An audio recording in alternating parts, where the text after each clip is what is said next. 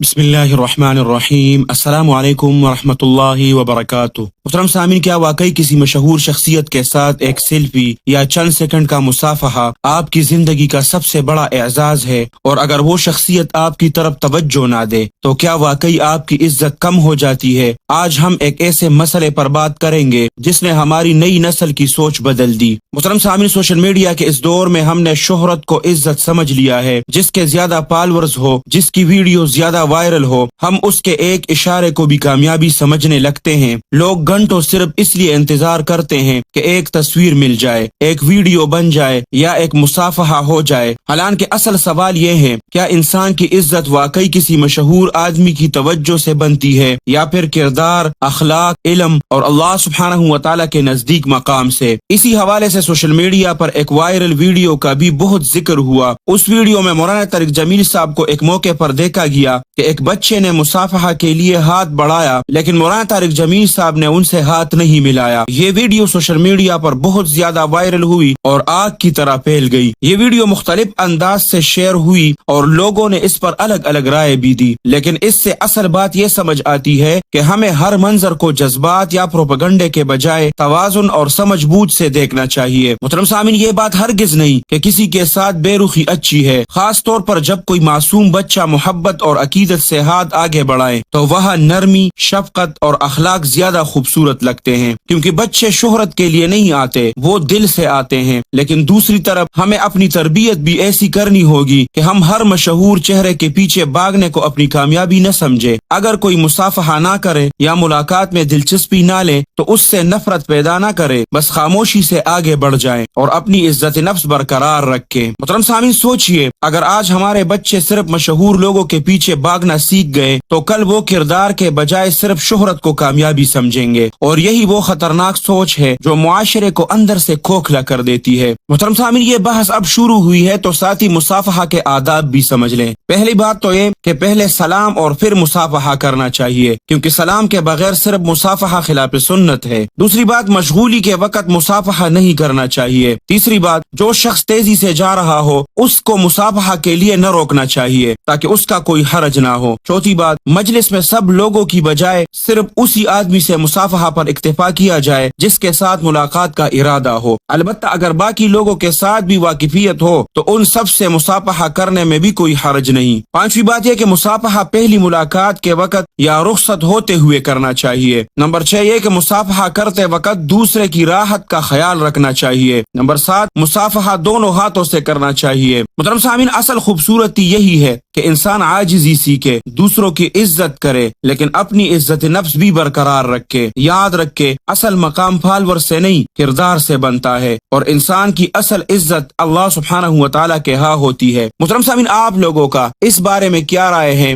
کہ مولانا طارق جمیل صاحب کو اس بچے کے ساتھ ہاتھ ملانا چاہیے تھا یا نہیں؟ ہمیں آپ کی قیمتی رائے کا انتظار رہے گا۔ اللہ سبحانہ و تعالیٰ آپ سب کو اپنے حفظ اور امان میں رکھے، اپنے خصوصی دعاؤں میں یاد رکھے۔ السلام علیکم ورحمۃ اللہ وبرکاتہ۔